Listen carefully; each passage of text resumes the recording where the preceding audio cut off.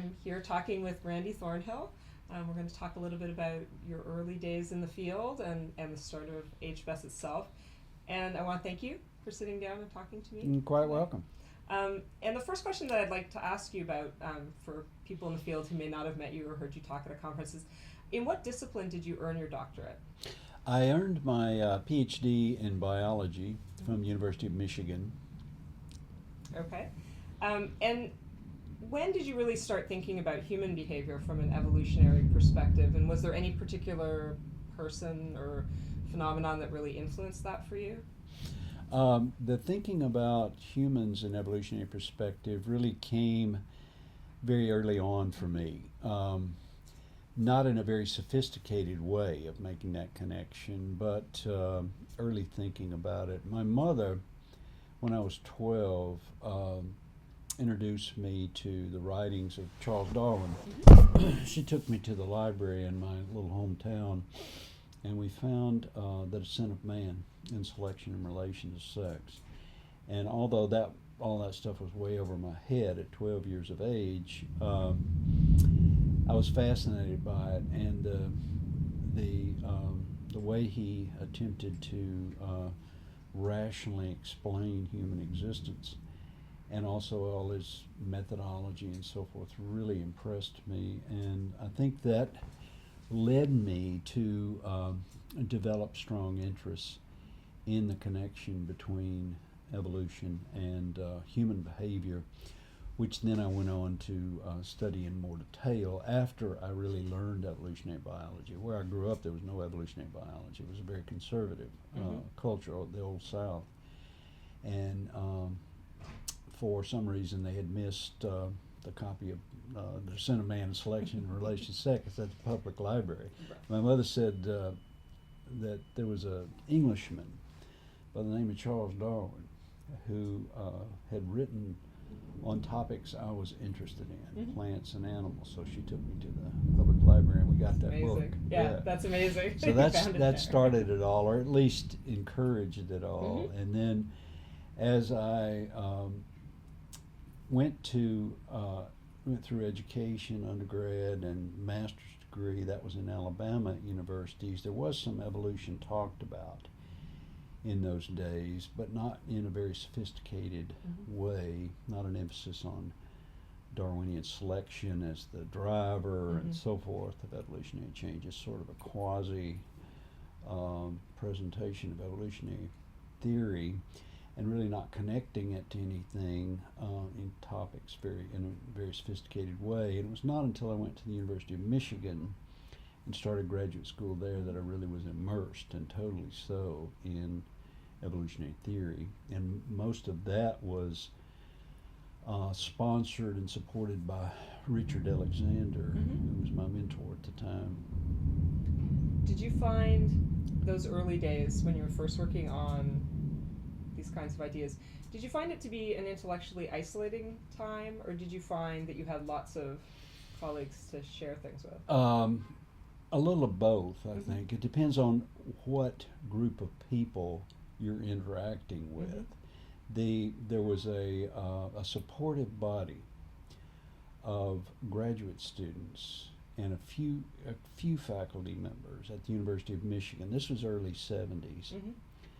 I started there in January of 71, I guess it was. And the grad students in the Museum of Zoology at the University of Michigan, Dick Alexander's grad students and faculty members who at least had some knowledge of evolutionary biology, were in that cohort.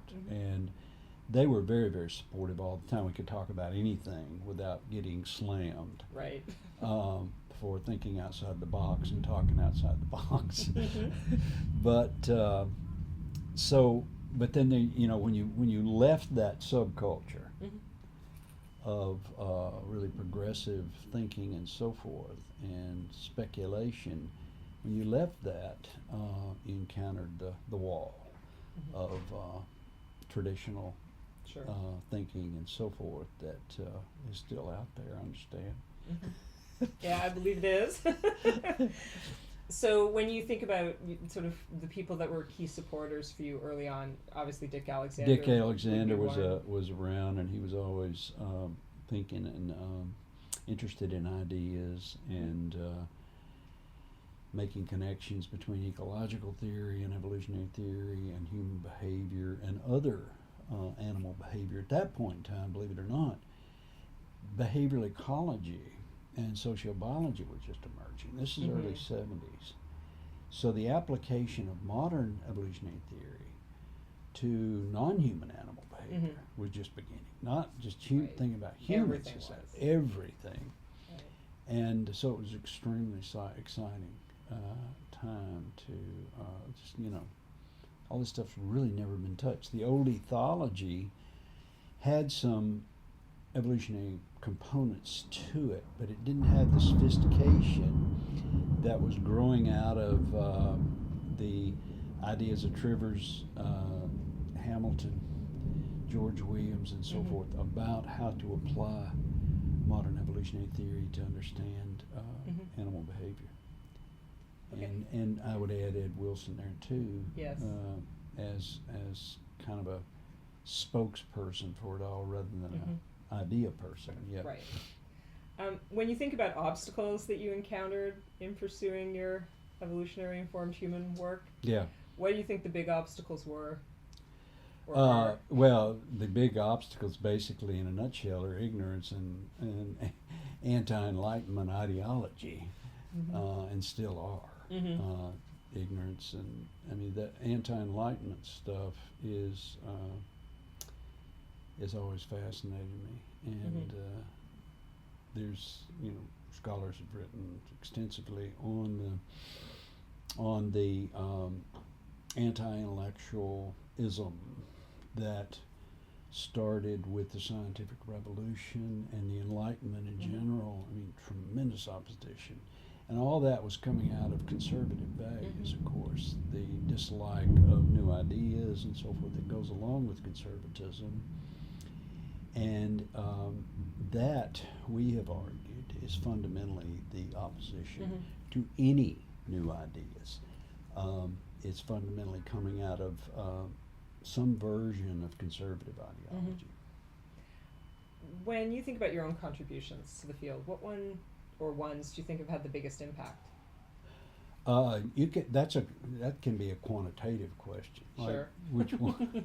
Which ones have had Which the most papers citations? or books get the most impact score? And my work on insect behavioral ecology has gotten the most. The scorpion fly? Scorpion flies, and my book, The Evolution of Insect Mating Systems, is a highly cited book, and I've been very fortunate.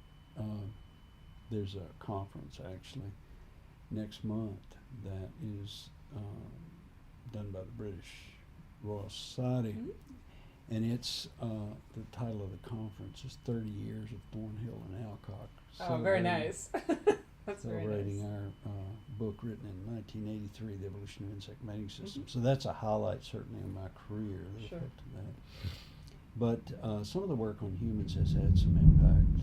And, the sexual selection stuff, including the sexual coercion work, is pretty well cited.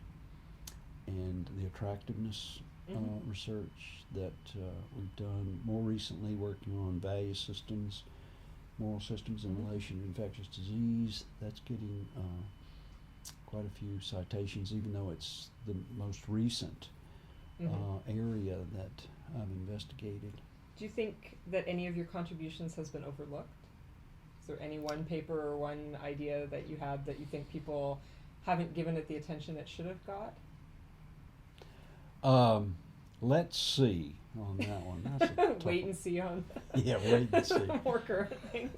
Yeah, I would say no. I would say would be. I've been very fortunate.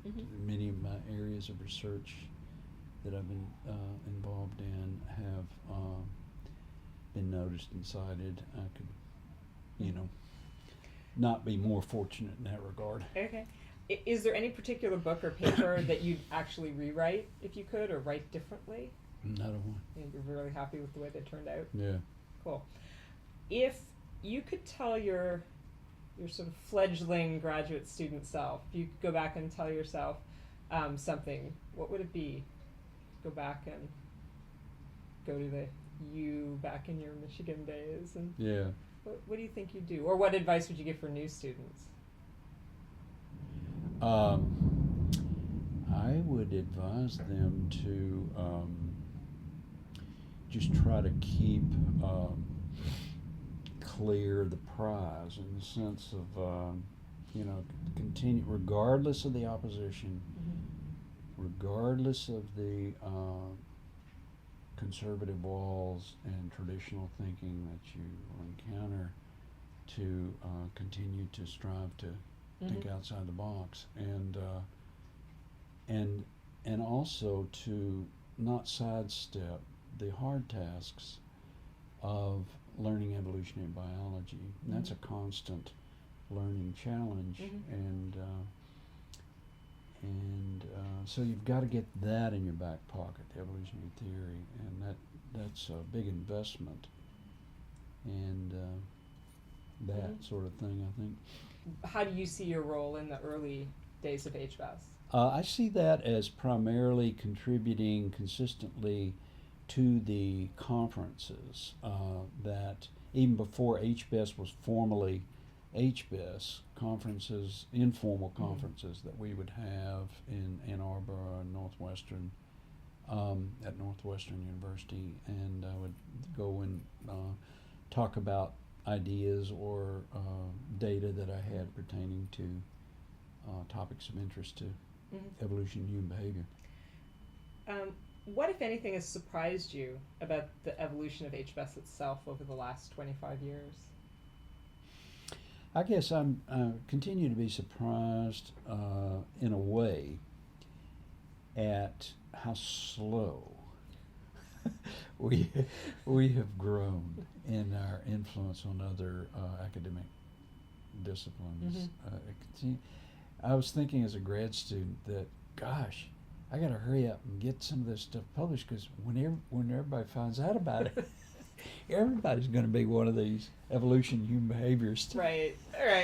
That's not what happened. It's still pretty slow. People are very, stuck in their ways and traditional in their thinking, and it's risky to think outside the box socially. There are always big social costs if you're thinking differently than the crowd. And so, in a way, it's kind of surprising that people haven't grasped this extremely powerful way to understand human beings. It's amazing that that's surprising in a way, but not from the standpoint of the power of mystery and mythology. Sure. And people love their magical thinking. Yeah. And Yes. so Yeah. all that, yeah. I agree. In what directions would you hope that HBES will move, or what kinds of research would you like to see people doing more of? I think that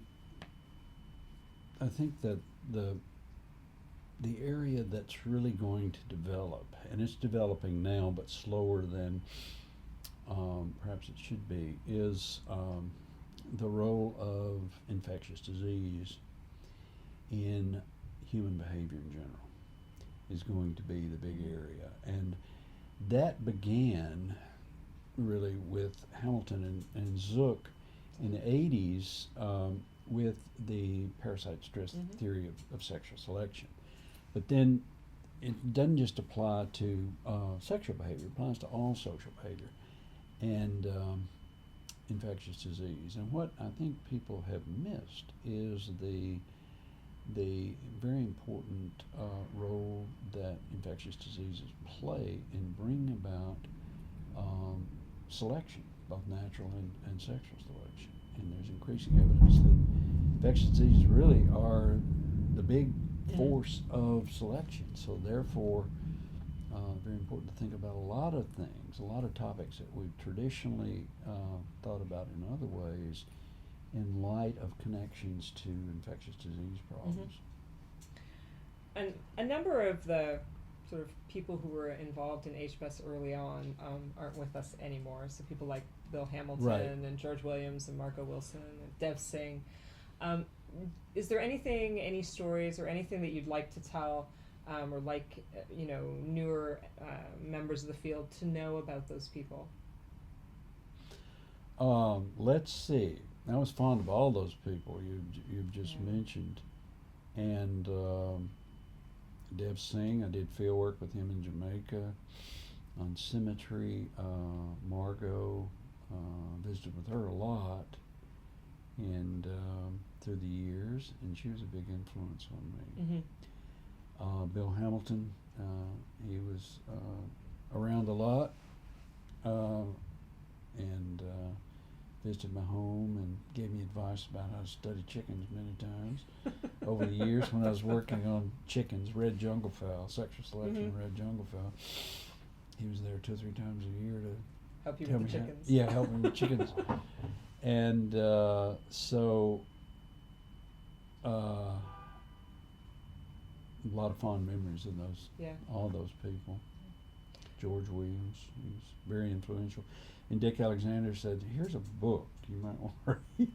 When I started graduate school at the University of Michigan, and it was George Williams' Adaptation to Natural Selection, Right. 1966, and I enjoyed it. Yeah. It's a great book. Yeah. Well, thank you very much for spending the time to talk sure. to me today. And Thanks I so think much this for is a doing this. great It's thing. it's going to be very interesting to a lot of people. I hope so. Yeah. Thank you.